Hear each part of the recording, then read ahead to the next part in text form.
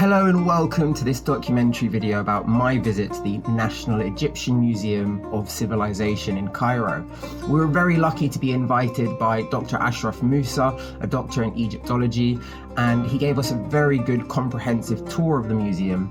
The museum has the complete comprehensive history of civilization in Egypt from pre-pharaonic periods up until today, and gives you an amazing comprehensive overview of the entirety of the history of Egypt.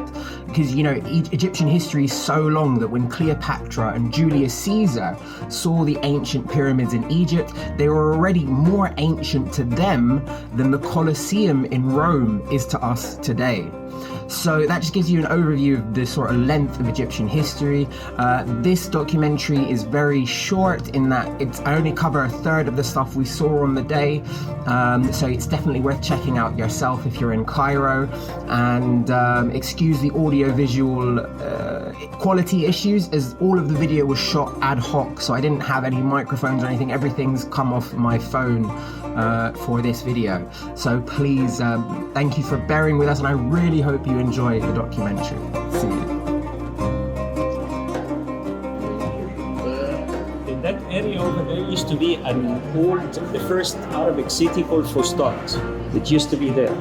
When they were working here in this museum, we found out that the ruins of what we call the place where they died. What? Died of fluid. So they have different circles, and this is like where they came.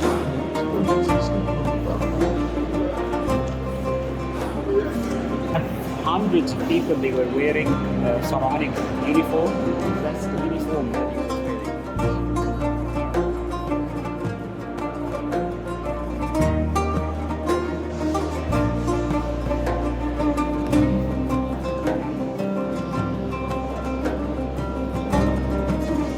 So every museum we have a theme. What's the theme here? The theme is everything. We have the pre-pharaonic, we have the pharaonic, we have the Greek, the Roman, the Arabic. The Christian. So the Christian Coffin. So everything all in here, all the different parts all together. So let's see the different parts of Egyptian history. These are the different parts of Egyptian history. It's been 2,000 years before the pharaonic period, pre-pharaonic period. Egypt was divided into two different countries, Upper Egypt, Lower Egypt, two different kings, two different crowns, two different capitals, until one of the kings from the south, his name was Mena, managed to put Upper and Lower Egypt together, and that was the beginning of the pharaonic civilization. So the pharaonic civilization started 3200 BC, lasted for 3,000 years. But before that, 2,000 years, pre-pharaonic times. The 3,000 years, to make it easier, has been divided by the historians three main periods: Old Kingdom, Middle Kingdom, New Kingdom. End of the Old Kingdom, that's the time of Abraham and Sarah. End of the Old Kingdom, Abraham and Sarah. Abraham and Sarah came and they have seen the pyramids. The pyramids, they were already built before Abraham and Sarah. End of the Middle Kingdom, Joseph. Middle Kingdom, Joseph. New Kingdom, that will be Moses. Okay, so Old Kingdom, Middle Kingdom, New Kingdom, Abraham, Joseph, Moses, just to make it easy. Then the Greeks came at the end of the pharaonic period. Alexander the Great came to Egypt. We started the Greek period that lasted only for 300 years. And then after the 300 years of the Greek, the Romans for about 700 years. Then the Arabs, they came 640 till this moment in general, the Arabic period. So these are the different parts of the Egyptian history. You can see them in English, you can see them in Arabic. So let's see what we have in this.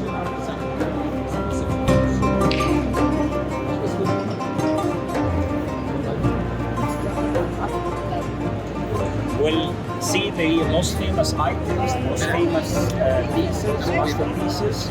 We'll make a full round together. At the end of our tour, we are going to end up with the mummy's room, where we can see the 22 royal mummies down there. in the basement. So this is pre-pharaonic period. Pre-pharaonic, still they were developing themselves. Still they're trying to make a language. Still trying to discover farming. So look what we have here. We have what we call a flint. A flint is the stone that use it as knives. This is mentioned in the Bible, the flint. Mentioned where when the wife of Moses wanted to do the circumcision for the boys, she used the flint.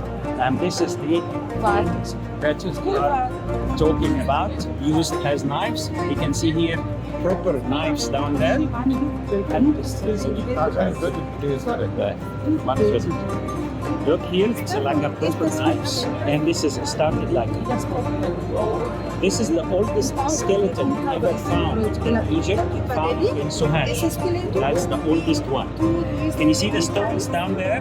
This is where they're crushing the seeds to make flour. So this is the stone above to crush the seeds. So this is at the very beginning, crushing the seeds to make the flour to make bread. So this is the pre-pharaonic period where we were trying to develop themselves. Tools. 90% of Egyptians, they were farmers at the time. So you can see the axe, you can see the sickle. Can you see on the edges of the sickle, you can see the flint stored as knives. So the flint stored. So you can, when they cut the sticks, it will cut super easy. So this is the tools for the farmers. And inside the homes, they have containers like this to put the seeds of barley or wheat. And from the little hole down below, they take day by day what they need from the wheat. Something very interesting. These ropes, 4,500 years old, it looks exactly the same like the very modern ropes that we use nowadays. And you can see, this is a basket. A basket where they used to carry bread and food to take with them. So this is the first basket, and this is the ropes, and this is some toys for the kids spinning it around. Spinning it, it's going to be so. Also, they believe that any person will be consisting of three important elements: body, spirit, and the soul. The spirit will be back one more time to be identified with the same body. So they made the mummification. They believe that if you are a doctor, you'll be a doctor in the afterlife. If you are an engineer, you'll be an engineer in the afterlife. If you are a tour guide, you'll be a tour guide in the afterlife. Because of that belief, inside their tombs, they needed to put every single item that that person used in his lifetime. The owner of that tomb, he was the head of the bakery. You know, like he was a baker, the head of them. And look at this, the statues, the workers, what they are doing, crushing the seeds to make the flour. And here, this is the oven. If you go on the countryside, till this moment, they have the same shape of oven where they put the bread inside. And the lady is waiting for the bread to be made. The big surprise, can you see this? This is an actual bread. They had 32 different types of bread, the circular, the rectangular, like different shapes. So this is an actual dried bread that we find inside the tombs. Another big surprise, the ancient Egyptians, they were the first ones who invented the sandwich. Can you see the sandwich with dried meat inside? Sandwich with dried meat inside. And you know guys, the best lunch for the Egyptians at the time would be what? Bread and a big jar of beef. And in the tombs, they were writing to the gods, may the Lord be so kind, and we hope after life, if he can give us the bread and beer. Next to any, next to any, they had 7 times angry. They had 7 times beer at the time. Next to any construction site, like the pyramids, the workers' village, we found the effect. Any construction, we must see a defect. Because it was like very important for God. The key of life. We call it what? We call it Ankh. A-N-K-H, Ankh, long life. Where they got this symbol from? What's this symbol? Where they got it from? It's very easy. They call it the cross, but this is way before the cross. So simply speaking, this is the map of Egypt. Lower Egypt, Upper Egypt, tied together from the middle. So this is Lower Egypt, Upper Egypt, tied from the middle. When they made the unification between Upper and Lower Egypt, they choose this symbol and long life. Always in the hands of the gods, giving blessing to the kings who are offering. So this is the and long life. We found a tomb for an engineer. Okay. Now, this person, he had his tomb carved on rocks. He had his house carved on a mountain. So he made a replica of his home to take with him in the tomb. Okay. So he made the example of the home, carved on the rocks, and he took it with him. Also, we found the tombs that's used. What is the purpose? Did you use the 93 angle? Did you use a ruler? That's Honestly.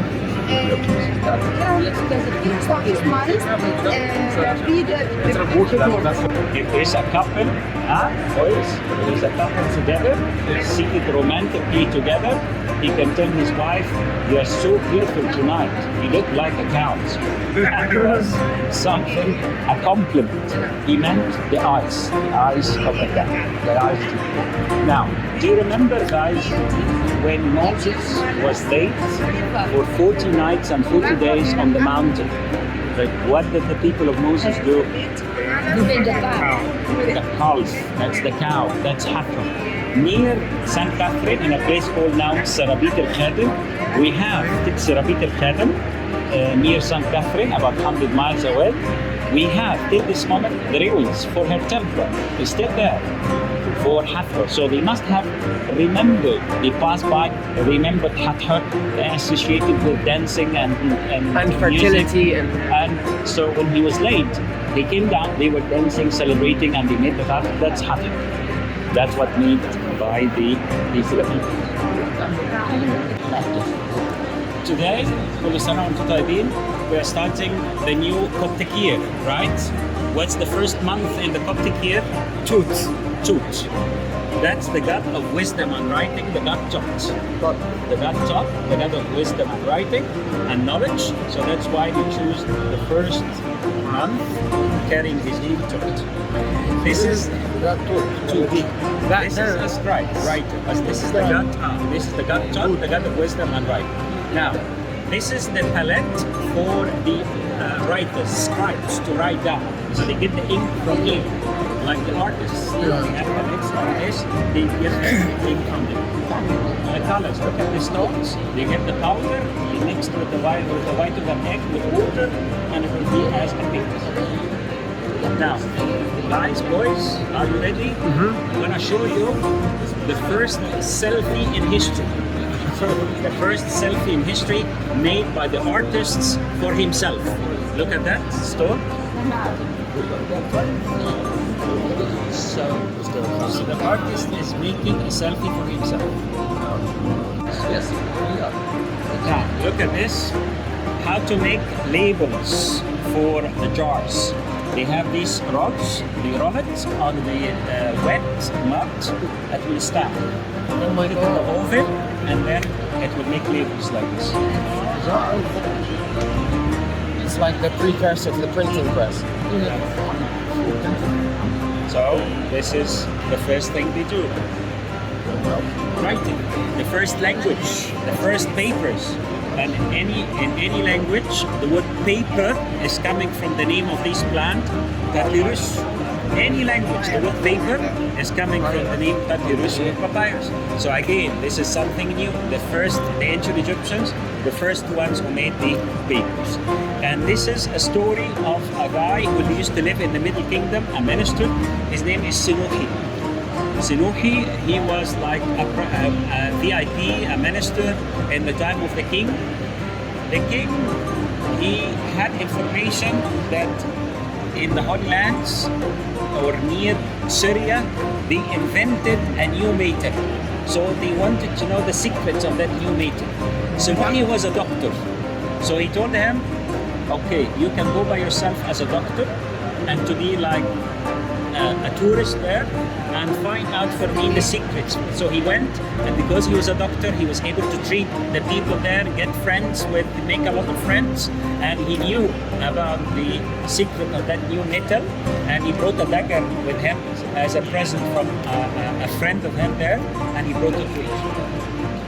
Good. Metal they added, you know, like no Made iron a bronze added, alloy. Bronze alloy. Now this is, it looks like this story was like a homework for the kids to keep writing that story. So it was like a homework. We found it writing on the stone, writing in papers. So this story had been repeated up. So this is the story of this Of the story, yes. You know. Also, we have another story for Snohi. When the king died, he was assassinated. The king was assassinated. So he ran away from the court because he thought that he might be accused of killing the king.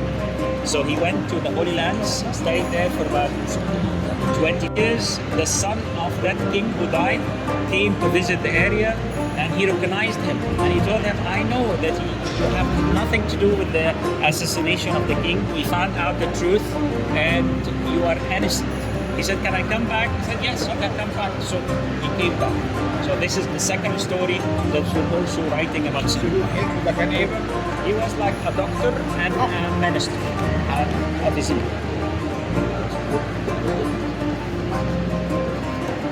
This way.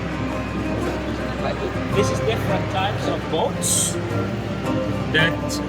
This is examples of the boats that they use. Sometimes they have sailing, sometimes they have oaring or oars. So this is the different style of boats. They make examples of them, put them inside the tomb so that that person can use them later on. It looks like the owner of that tomb, he was like a sailor or a captain. So they put samples of the boats. You can see it's very well colored and very well designed. This is the man seated at the back for the direction, control the direction, and the middle oars.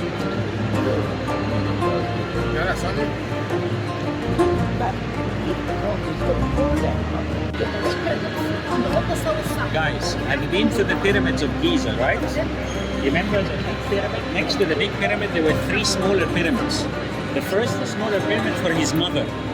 We found inside that smaller pyramid the bed and the chair, the throne. That's her chair, the throne. This is made of wood covered with layers of gold. And this is the lotus flower. And this is 4,500 years old. This is the old kingdom, 4,500 years old. And look, it is in an excellent condition. And it must have had a cushion here, short legs, as maybe she was old, so she needed, you know, like something. A low chair. So this is an actual old chair, kingdom. old furniture. That's old furniture, 4,500 years ago. This is unbelievable. Old kingdom, old kingdom. The mother, her name is the Queen Hathor, the mother of the King Keops. You know Keops, the Yeah. king of the king, that's his mother. All the kings of the Old and Middle Kingdom, they were buried in tombs that looks like pyramids. The kings of the New Kingdom, they have seen some of the pyramids were rocked before, so they changed the style, and they had the tombs carved in rocks in Luxor, the capital at the time, and they had the tombs carved in rocks in a special valley known as the Valley of the Kings. Now, the kings in the Valley of the Kings, the VIPs and the members of the royal family in a second valley called the Valley of the Nobels. So in the Valley of the Nobels, we found this tomb for a princess, and that's the original coffin 3,200 years ago, and that's the tent. The tent was already used before for the mummification, to do the mummification inside. The tent made of leather, and it's original as well.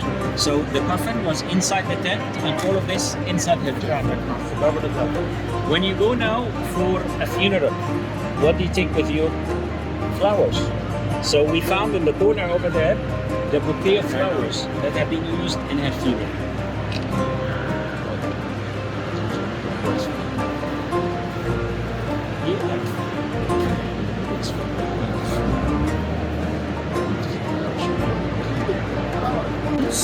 They have the coffins. On top of the mummy, they must make a mask. The mask is extremely important. It's going to work as a guide for the spirit. When the spirit is coming back, it will recognize this is the person I'm looking for. When he was alive, he looked like that. So this is why in every mummy they must have a mask, and this is the mask for a man and his wife. And look at these beautiful decorated jars, and this is the this was like a family tomb. We found inside his tomb over there 18 coffins. He and his wife and children and the wives. So look at the decoration, look at the carrots made of linen. It's made of linen, as you can see. So it is very well created, and this is again 3,000 each. See, Sonia? That's where you're playing the game together. Seated in two chairs, and that's the game. Look down here, that's the two chairs, and that's the game. This is an extremely important, very famous king. This is the father of Tutankhamun, his dad, the king Akhenaten. The father. The father. Mش حماه. No, father. He was the first pharaoh. He was the pharaoh, the first one to call for monotheism. Only one great God. He called that God the God Captain, and basically he was trying to say in that new religion, direct relation between the God and the people. No need for the priests, as the priests they were very powerful at the time. How will we know that this is the king Akhenaten? All the kings, they must have the names inside an oval shape, which by wrong, we gave it the name Cartouche. Cartouche, this is a wrong name given to the shape by the French. The French, during the time of Napoleon Bonaparte, they have seen the shape of that. It looks like gun bullets, so they give it the name Cartouches. But the original name for this is called Shen. The Shen. Shen. The name of the person written inside, we call it Ren. So in Arabic we say Shanna Ren. He devoted his life for that new religion. He was writing religious songs. One of those songs, this one specifically, 75% identical with the Psalms of David 104. 104, yeah. 104. So look it up. Very similar, 75% similar. This is another VIP. In the spices, she got a beautiful coffin. Eyes is beautiful coffin, and also the small. And look at the dress. Look at the dress. Linen with the lotus flower between it. One of the wrong ideas that we hear from the Hollywood movies is they say when the king will die, they are gonna kill the servants and put them inside the tomb. This is completely not true. Instead, what they used to do inside these boxes, they have servant statues. They call it Ushapti. Ushapti meaning servant. So these are the servant statues that they will be helping the king in the afterlife, but they are not killing the servants. Tomb of Tutankhamun, the only tomb that was found complete, that was found intact. Did we find any mummies of the servants? No. It was only, we found 365 servant statues, which means one a day, one every day. Need your full concentration. This is an actual chariot. These chariots have been used in action in the battles. Look at the drops of blood. Look at the drops of blood. So it has been used in action. Come here, Rufi. Come here, Michael. Look. See the king, how he is dressed. Look, his cartouche here. That's Moses IV. And look how he's beautifully dressed. Egyptian chariot can take two persons. One is driving, the other one is shooting the arrows, right? But this is the big boss, the king. He doesn't need help. I am the big boss. I can do everything together. So look at that. One hand, he got the bow. The other hand, he got the axe. And he's driving with his hips. And he's driving with the hips. Can you see the belts around his hips tied all the way to the horses? So he's controlling the chariot with his body. So he doesn't need the help. And look at the enemies of Egypt, the arrows in their hearts, the arrows in their hearts. And this is the ones with the beards, the Hittites. The ones with the beards are Hittites. This is the 18th dynasty, about 3,400 years or 3,300 years ago. This new king, that's the new king. Look at this. This is the enemies of Egypt. They make statues for them, and with the beards, and they burn them. So they will look scary, and this is the end. So they have them at the entrance of the front of the chariots to make them scary for the king. Look at the cartouche of the king and all the enemies.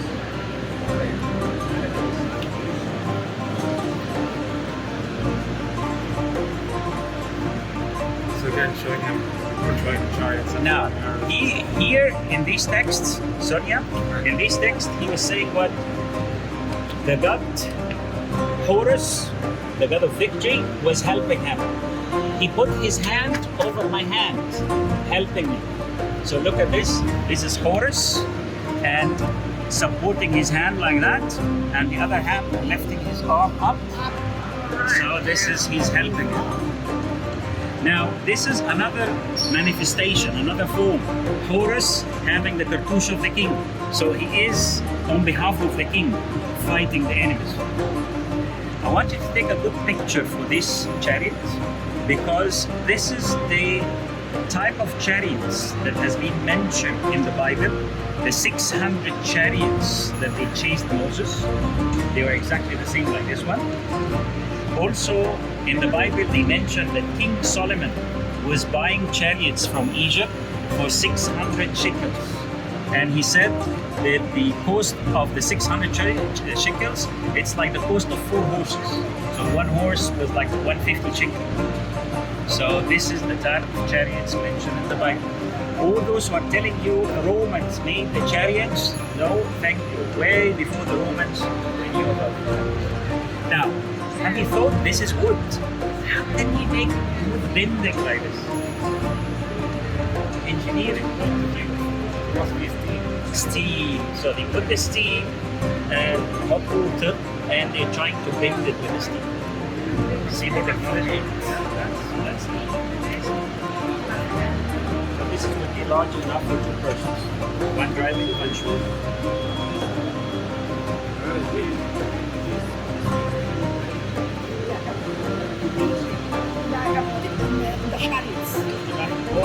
They tied the wood with rubber, with leather, so it will be not bad when they are moving around. So it's primitive suspension.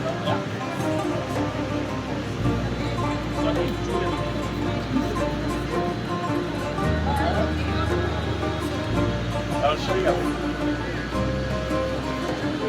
You can see here the key of life.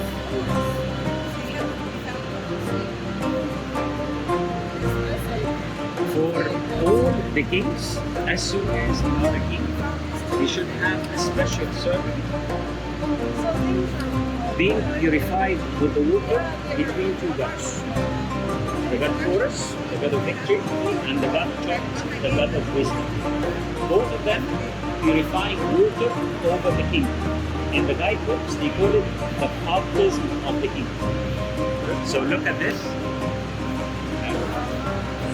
See, this is the god Thoth, the ibis-headed god, and the god Horus pouring the water over his head. So he is being, like crowned as the king of Upper and Lower Egypt, and the water in the form of key of life, like wishing him long life. So this is in every temple in Upper Egypt, all over Egypt. We must see that scene, the baptism of the king, or the purification of the king before the king being king. And this is the silver jars used for the purification. This is the leaves, the mirrors. It was not glass, but it was silver, very well colored silver. Now, makeup, and also for the hair clips, combs, and the jars for the essence of perfumes, for the creams. So we're talking about makeup, we're talking about jewelry, we're talking about the mirrors, and they had even lipsticks, red ones. So this is here the makeup tools for the future. Again, the ancient Egyptians, they were the first ones who invented that. The hair clips like this nowadays still happen. Exactly the same shape. The combs still the same shape. All wanting to be the next Nefer. Nefer.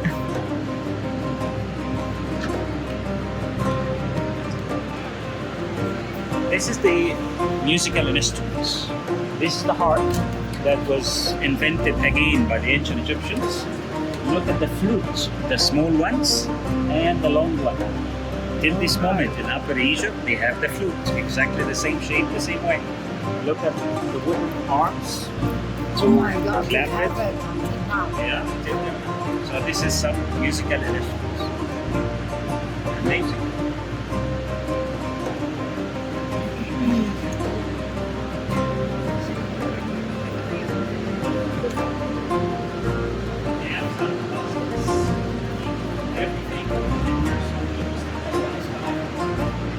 Baskets.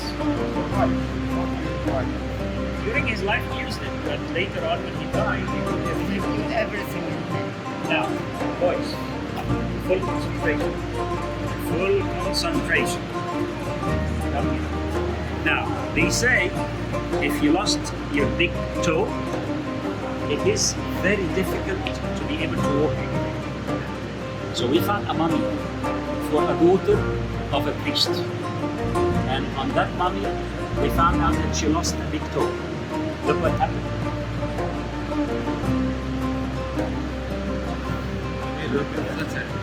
The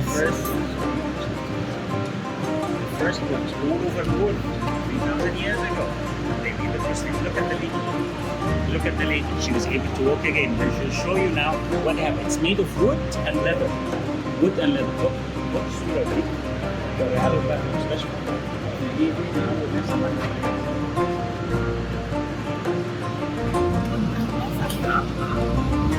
And she was able to look again. What's happening?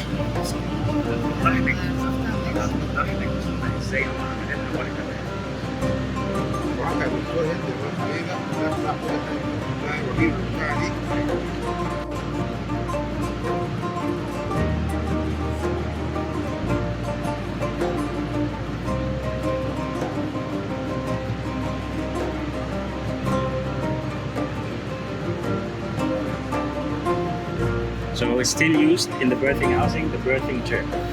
This is birthing church. The pregnant woman is sitting in a chair and give birth. Here, this is tools for the dentist. And you can see the tooth. See the tooth? The teeth. So this is tools for the dentist. Now look at the scale.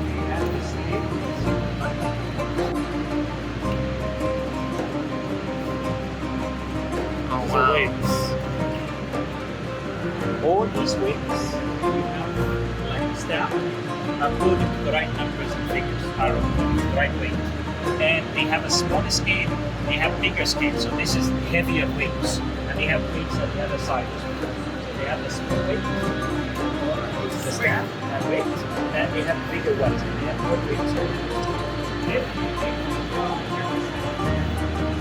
Everyone.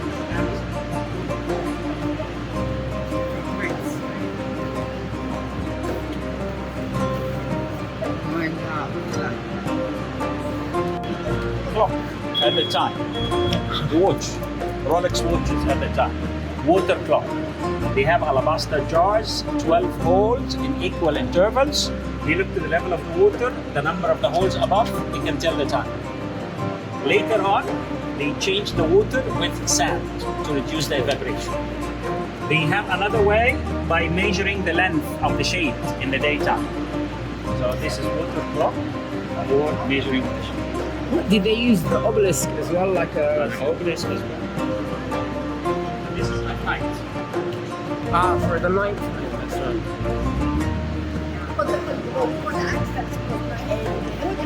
We have seen so far that was pre-pharaonic and pharaonic.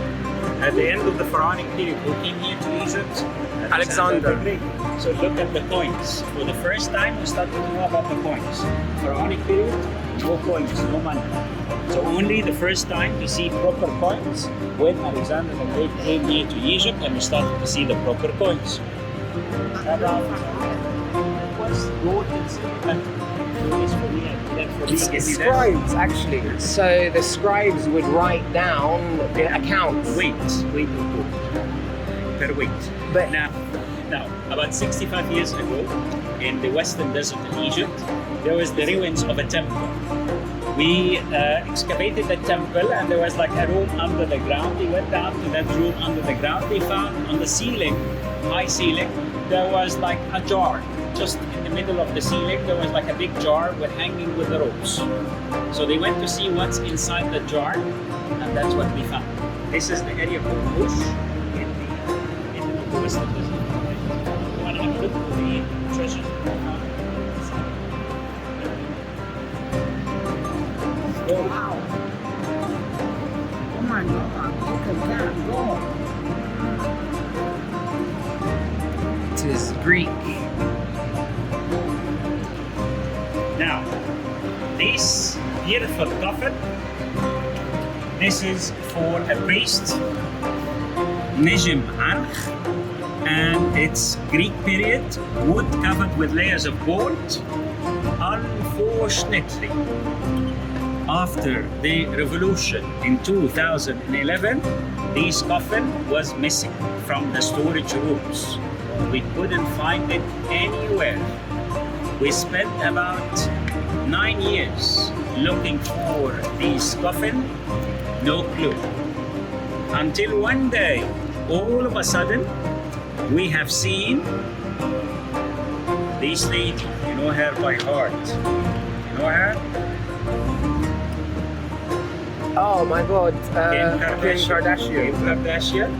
Kim Kardashian, the famous American icon, having a photo with the same statue in LA, one of the museums in LA. So we managed to get it back. But after spending 9 days holiday outside, 9 years. 9 years. So this is we managed to get it back. The same. Because it is recorded, we can claim it back. So we managed to get back our coffin back. Thanks to Kim Kardashian.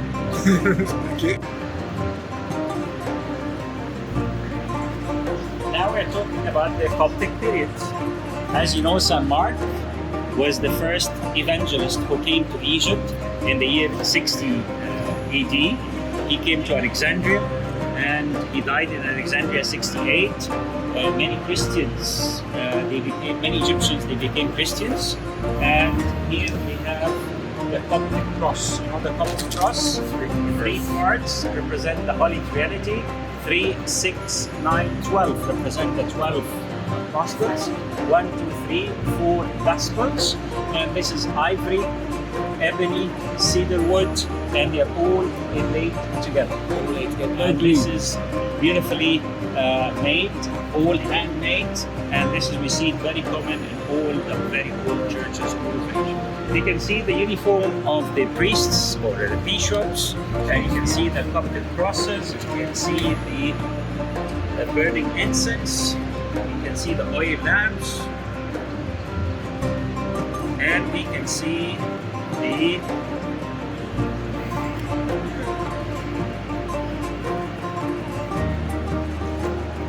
Mangalia.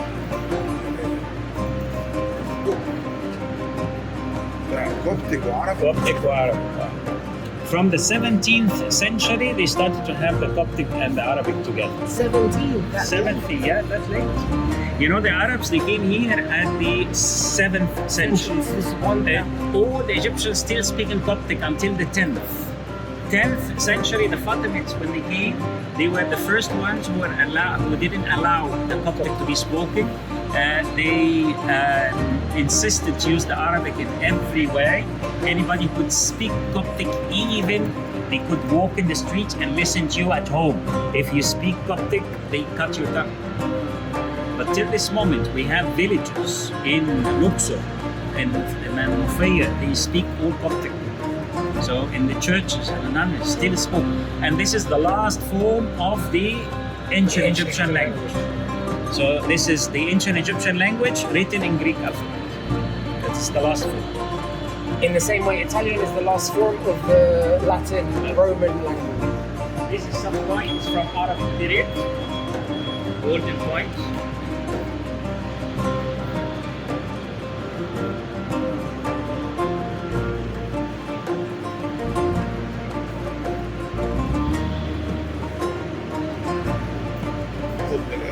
This is the fresco from, like one of the altars in the monasteries in an area called Bawit. And the Virgin Mary, Jesus Christ, two angels. This is 7th century. It's done really very good.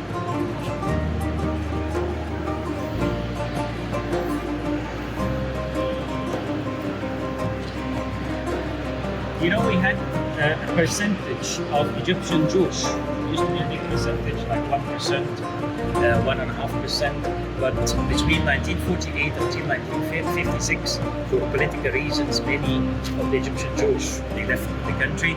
But we have in Egypt now 28 synagogues all across the country.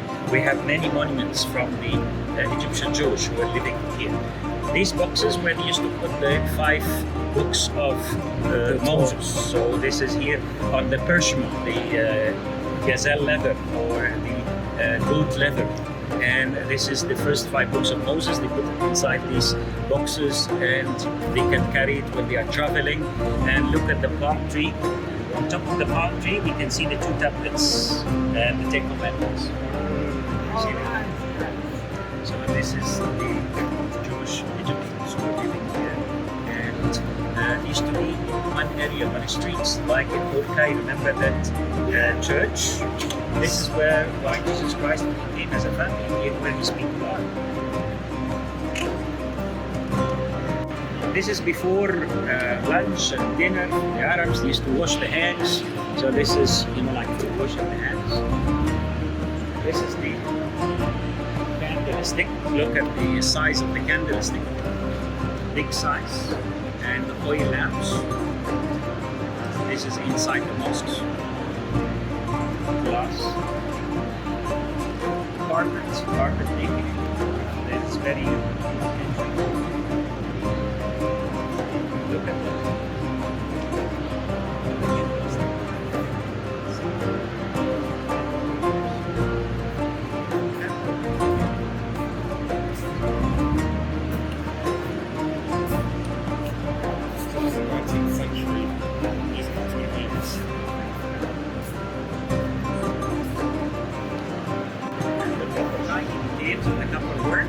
And this is small tables, and again washing the hands before dinner.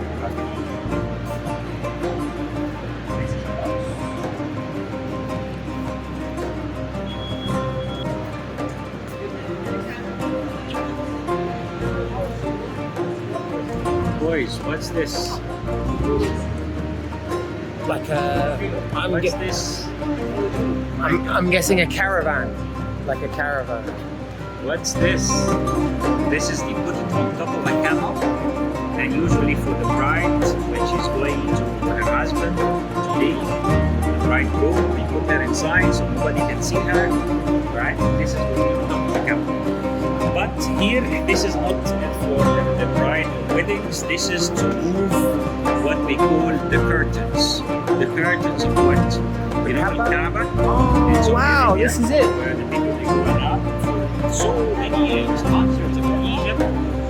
We had like a factory here for a whole year making this new curtains, and we used to send it every year by camels 3 months before the pilgrimage to go to Saudi Arabia. That was the case until 1962. 1962, the last one that was sent, it has the signature at the bottom of the curtain, Gamal Abdul Yusuf, the president of Egypt. And the Saudis already they discovered petrol, they had some money, and they didn't like the word Nasser in it, so they didn't take it. So that's the last year, that 1962, that and after that we stopped doing. To show you how it is very difficult to make these curtains, I'll show you a small part of it. Look at that here, that's a small part. That's the last part of the invitation.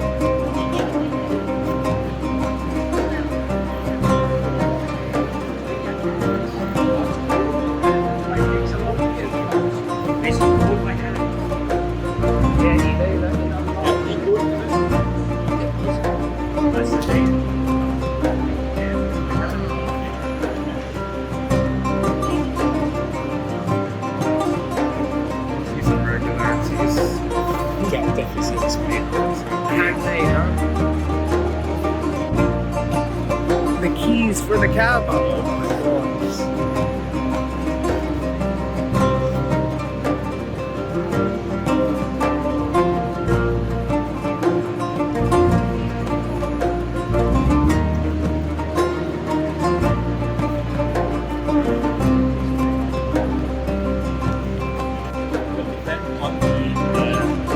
System for the years, for the month. So they used to, this is very modern, 19th century, they used to look to the moon to decide if it is the beginning of the month or the end of the month.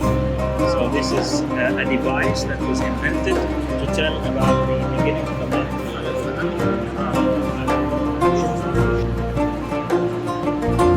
Here we have in Egypt ethnic groups, like in Aswan we have the Nubians. So this is, you are wearing the first lady here, that's the Nubians. Then we have the farmers, this is the farmer. Then we have the Bedouins in Sinai and the Bedouins in Libya, in the western desert. So this is the Sinai Bedouins and the people in Marsala. And this is the Nubians. Nubian, Fellahin. And then Sinai, and then Marsala. And this is the jewelry.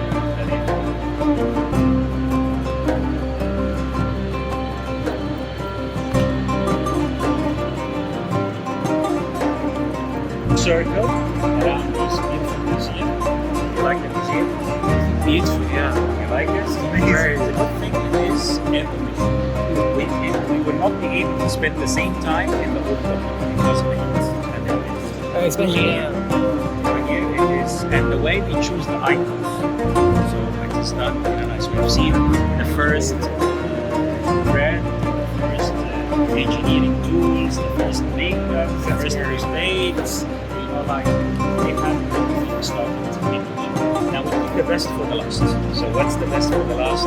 This is the mummies, the 20 Royal Mummies. Every one of them has his name, everyone has his accomplishments. The first one that you're gonna see, I'm afraid, no photographing, no guiding next to it. So the first one you're gonna see is the king, his name is Sekin-Ra. Sekin-Ra was fighting the Hyksos, the foreign rulers at the time. So he was captured in the battle, so his hands were tied from the back, and recently we found out that he was beaten on the skull with an axe, so they put the skull together, mummified him, so that's the first one you're gonna see. We're gonna see another one, like Ramses II. Ramses II, he lived until he was 97, which is very unusual. All of them used to die 45, 50. So he lived until he was 97, and Ramses II had the 200 children, and could be the pharaoh of the Exodus, and then finished with his son, the reign with that. That's the old school. The new theory or the new school, it says the years in the Bible, 420 years, 480 years, it will fit with Amynphis II. Amynphis II. So whether this or that, both of them will be down there. Because the idea as well is that the city, they're talking about the city of Ramses II. Ramses, it's mentioned in the Bible, Ramses II. And mind you, in the history, we have a gap of 150 years plus or minus. Yeah. So we put that into consideration, it could fit with Ramses II. So one of the kings will be with a polio disease. So we see it very clear there. You know, when they do the mummification, they make a cut on the side of the body, taking all the viscera out. Then if the kidneys, the stomach, even the brain through the nostrils, they put it in 4 jars. So one time when they were taking the brain, they made a hole in the skull. You can see it there. Also, you're gonna see a lady, the queen tea, beautiful hair. That's her original hair. It's done really very nicely. The queen tea. So we're gonna see, you know, like the famous kings of the New Kingdom, 18th and 19th dynasty, and all the names written in them. No guiding, no photos. Well, congratulations if you've just made it through the near hour of content of our tour through the National Egyptian Museum of Civilization. It was an amazing visit. It's one of my favorite museums in Cairo, mainly because it's air conditioned. You've got everything laid out in such a really nice manner. Like I said, this is like a really brief video of some of the stuff I could get inside there. There were 3 times more things that I could have videoed. There was one thing I wasn't allowed to video, as you've heard, which is the pièce de résistance, the main attraction to the museum, which is the 23 Royal Mummies, which are there for display in the basement in a really nice controlled environment, and it gives you details on the mummies' legacy and what they did while they were ruling thousands and thousands of years ago. And there's 23 of them, and it would take, you know, you could do a whole 3-hour documentary just on the mummies. But it's definitely worth going there and getting some insight and seeing those if you have the opportunity. And there's also the a couple of other exhibits that I didn't include here, such as the history of the linen one, and they also have weekly exhibits as well. So if you do decide to go, there's plenty more to see that I haven't included in this documentary. So I hope you've enjoyed it. It's been a long one, and this is going to take forever to render on my computer, but we will you know, thank you for watching, and if you enjoyed that and you want to see more content like this, no matter how sporadically uploaded, just please subscribe to this channel. Cheers.